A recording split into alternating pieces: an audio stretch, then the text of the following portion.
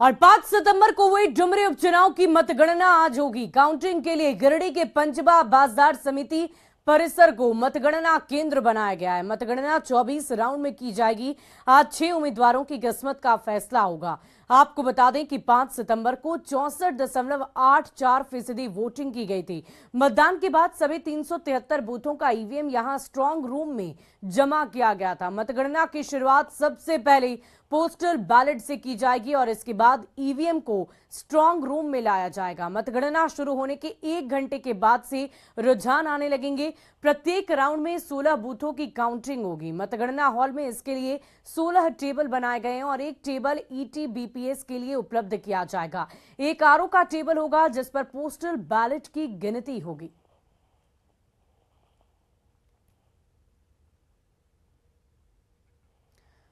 तो डुमरी में 6 प्रत्याशियों की किस्मत का फैसला जो जनता ने ईवीएम में कैद किया है, आज उसका रिजल्ट आने वाला है। डुमरी के दंगल में आखिर कौन जीतेगा, कौन बाजी मारेगा, इस पर सबके निगाहें टिकी हुई है। देखिए, जेएमएम की प्रत्याशी बेबी देवी हैं। इसके अलावा एक और प्रत्याशी यशोदा देवी आजसू प्रत्याशी हैं। मुख्य मुकाबला इन्हीं दोनों के बीच में है। साथ ही साथ अब्दुल मोमिन भी रिजवी भी एआईएमआईएम से हैं। साथ ही साथ निर्दलीय प्रत्याशी भी हैं कमल प्रसाद साहू।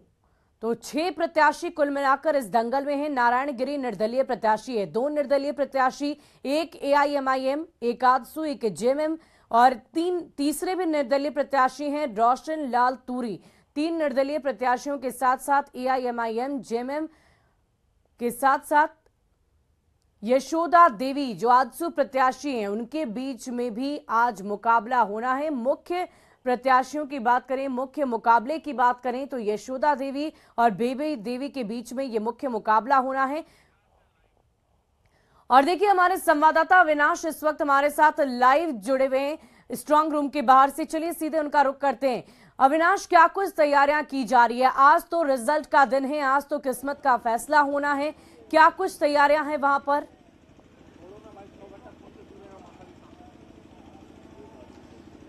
जरूर आज किस्मत का फैसला होना है और डुमरी उपचुनाव को लेकर जिस किसी के भी मन में बहुत सारे सवाल उठ रहे हैं, उन तमाम सवालों का जवाब आज इस काउंटिंग हॉल से निकलेगा।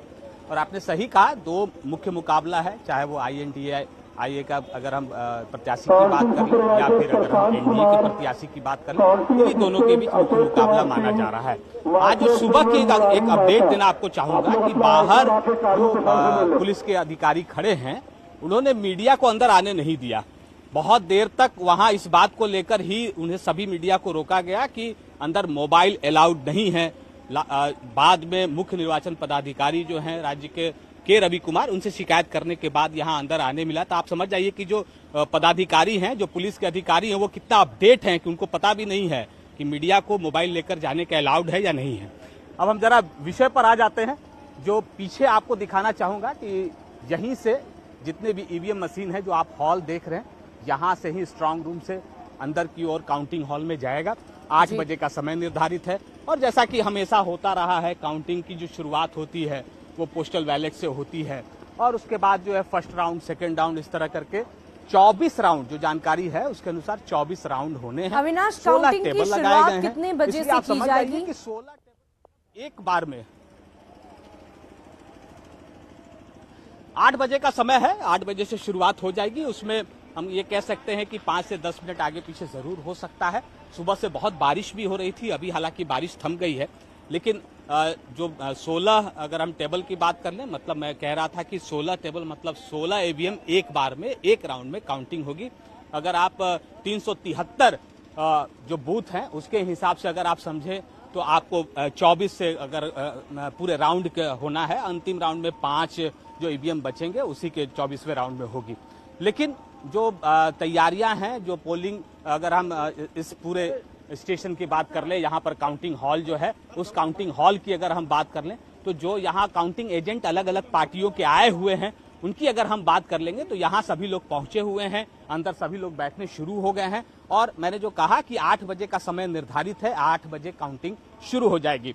जो निगाहें हैं, जिस बात पर सबसे ज्यादा ध्यान देने की जरूरत होगी वो ये है कि जो यहाँ काउंटिंग जब शुरू होगी तो सबकी नजरें इस बात पर टिकी होगी कि जब फर्स्ट राउंड आएगा, क्योंकि इस बार अगर आप देखें पिछली बार आजसू अलग लड़ी थी, बीजेपी के उम्मीदवार अलग लड़े थे, इस बार दोनों साथ हैं, तो फर्स्ट राउंड से ही इस बात पर सबकी निगाहें होंगी कि दोनों जब साथ लड़ रहे हैं तो कितना वोट का अंतर आ रहा है। जब ज्वाइंट आ रहे हैं तो जो पिछली बार जो जगन्नाथ महतो, जो स्वर्गीय जगन्नाथ महतो, उनको जितने वोट मिले थे और बीजेपी और आजसू के कैंडिडेट को जितने वोट मिले थे, इसमें कितना का फर्क होता है। तो पहले राउंड से ही इसकी शुरुआत हो जाएगी, क्योंकि आजसू और बीजेपी दोनों साथ है। यही फॉर्मूले के आधार पर लगातार एनडीए की तरफ से जीत के दावे भी किए जा रहे हैं। वहीं सभी लोग जानते हैं कि जो जगन्नाथ महतो हैं वो लोगों के बीच बहुत लोकप्रिय रहे हैं, चाहे वो कोविड काल में जिस तरह से उन्होंने काम किया, अस्वस्थ होने के बावजूद, ऑपरेशन होने के बावजूद वो लोगों से जुड़े रहे, कभी घर में नहीं बैठे। तो इन सारी बातों की चर्चा भी पूरे चुनाव के दौरान उनके लोगों के बीच होती रही,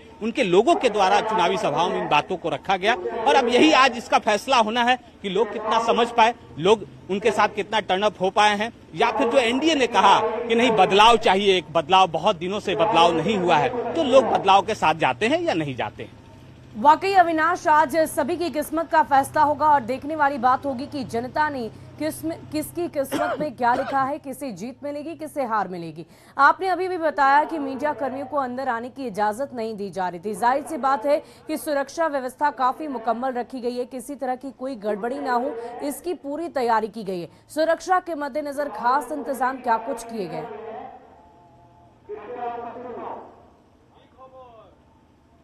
बाहर से भी अगर आप देखें, जहां से जो गिरिडीह मेन सड़क है वहां से जब आप लेफ्ट हैंड की ओर अंदर प्रवेश करती हैं मतगणना केंद्र की तरफ, वहीं पर पुलिस का एक घेरा है जहां आपको सबसे पहले जांच किया जाएगा। उसके बाद जब अंदर आते हैं तो दूसरा घेरा है। मतलब मैं जहां खड़ा हूं यहां आते आते 4 ऐसे लेयर बनाए गए हैं सुरक्षा के, अगर हम लिहाज से बात कर ले तो उससे होकर ही आपको गुजरना है। और अब देखिए धीरे धीरे जो अधिकारी भी हैं, डीसी हैं या दूसरे जो जिले के अधिकारी हैं, वो लगातार राउंड लगा रहे हैं।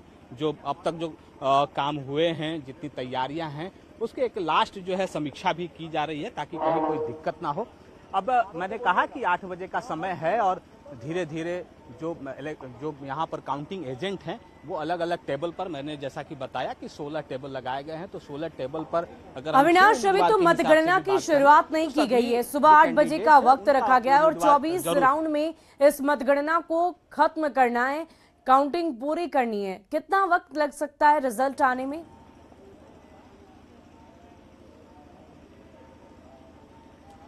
देखिए दोपहर बाद ही रिजल्ट आ पाएगा और इसमें बहुत सारी चीजें समझने की जरूरत है। 2 बार ब्रेक भी होगा। आपको पता है कि चूंकि 8 बजे से काउंटिंग शुरू हो रहा है तो 9:30-10 बजे के करीब एक बार ब्रेकफास्ट के लिए ब्रेक जरूर होगा और फिर 1 से 2 बजे के लगभग मैं अगर कहूं तो कहीं से गलत नहीं होगा, वहां उस वक्त जो है वो भोजन का समय होगा। तो ये कहा जा सकता है कि दोपहर बाद जो परिणाम है वो सामने आ जाएगा।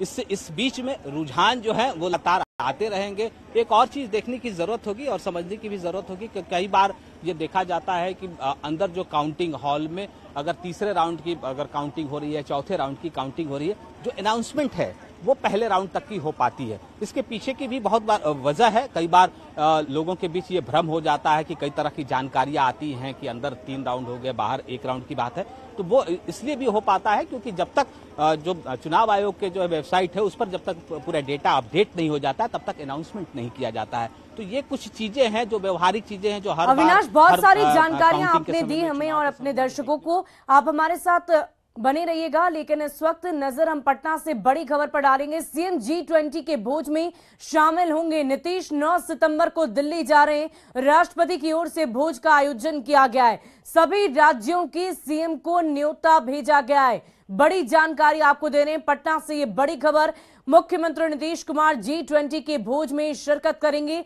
नीतीश 9 सितंबर को दिल्ली जाएंगे। राष्ट्रपति की ओर से भोज का आयोजन किया गया है। सभी राज्यों के सीएम को न्योता भेजा गया है और ऐसे में मुख्यमंत्री नीतीश कुमार भी G20 के इस भोज में शामिल होंगे। बड़ी जानकारी राजधानी पटना से, बड़ी खबर आपको बता रहे हैं, जहां राष्ट्रपति की ओर से भोज का आयोजन किया गया है। सभी राज्यों के सीएम को न्योता भेजा गया है। मुख्यमंत्री नीतीश कुमार भी इस भोज में शामिल होंगे।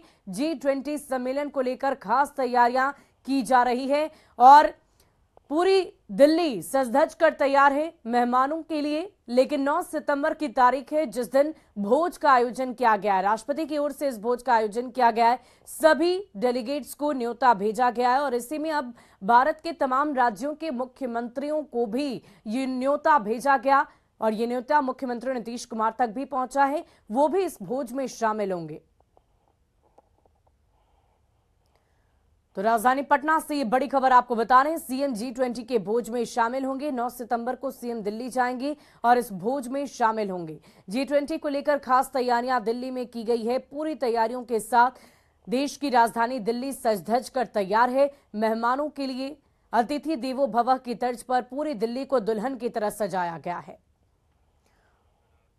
और G20 सम्मेलन के लिए दिल्ली पूरी तरह से तैयार है। मेहमानों के स्वागत से लेकर सुरक्षा तक के पुख्ता इंतजामात हैं। दुनिया भर से आने वाले राष्ट्रीय अध्यक्षों की सुरक्षा के लिए चाक चौबंद व्यवस्था की गई है। ये सम्मेलन क्यों खास है और भारत के लिए ये क्यों महत्वपूर्ण है, आइए जानते हैं। और देखिए ये खबर आपको पूरी दिखाएंगे, लेकिन इससे पहले बड़ी जानकारी आपको दी। सीएम G20 के भोज में शामिल होंगे। पटना से बड़ी खबर आपको बता रहे हैं, नीतीश 9 सितंबर को दिल्ली जाएंगे। राष्ट्रपति की तरफ से भोज का आयोजन किया गया है और इसी भोज में शिरकत करने के लिए मुख्यमंत्री नीतीश कुमार पहुंचेंगे देश की राजधानी दिल्ली। बड़ी जानकारी आपको दे रहे हैं सभी राज्यों के सीएम को। और देखिए इस पूरी खबर की अधिक जानकारी के साथ हमारे संवाददाता शैलेंद्र हमारे साथ पटना से फोन लाइन पर हैं। शैलेंद्र, G20 को लेकर दिल्ली सज धज कर तैयार है और मुख्यमंत्री को भी न्योता मिला है। बिल्कुल, देखिए सभी राज्यों के मुख्यमंत्री को न्योता दिया गया है राष्ट्रपति के द्वारा और बिहार के मुख्यमंत्री भी नीतीश कुमार भी इसमें शामिल है। इस बात की चर्चा पिछले 2 दिनों से हो रही थी कि क्या नीतीश कुमार दिल्ली जाएंगे, राष्ट्रपति के भोज में शामिल होंगे या नहीं, लेकिन कल ये साफ हो गया कि मुख्यमंत्री नीतीश कुमार अब दिल्ली जाएंगे और कल नीतीश कुमार दिल्ली जा रहे हैं। आज उनका गया में कार्यक्रम है और कल मुख्यमंत्री दिल्ली जाएंगे और जो भोज का आयोजन किया गया है उस भोज में मुख्यमंत्री शामिल भी होंगे। और ये लंबे समय के बाद जब से नीतीश कुमार एनडीए से अलग हुए हैं तो शायद ये पहला मौका है जब मुख्यमंत्री इस तरीके के कार्यक्रम में शामिल होने के लिए जा रहे हैं जहां पर प्रधानमंत्री और जो अन्य एनडीए के जो बड़े नेता हैं वो उस जगह पे उस कार्यक्रम में शामिल होंगे जिसमें मुख्यमंत्री को भी शामिल होना है।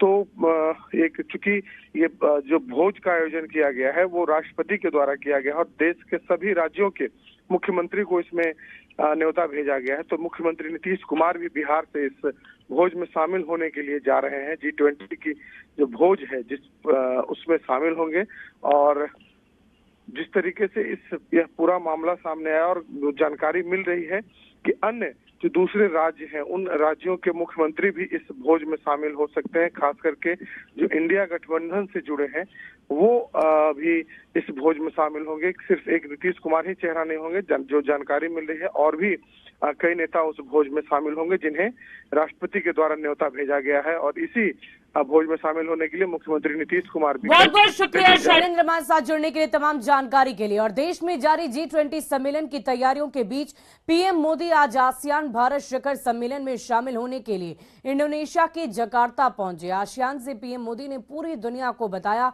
कि 21वीं सदी एशिया की सदी है। पीएम मोदी ने भारत की एक्ट ईस्ट पॉलिसी के प्रति भारत की प्रतिबद्धता के बारे में पूरी जानकारी दी। पीएम मोदी का ये दौरा क्यों महत्वपूर्ण है, आइए ये भी जानते हैं।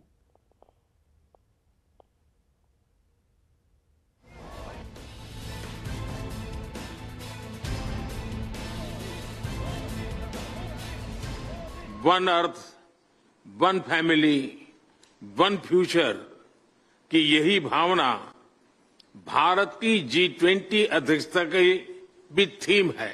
21वीं सदी एशिया की सदी है, हम सबकी सदी है।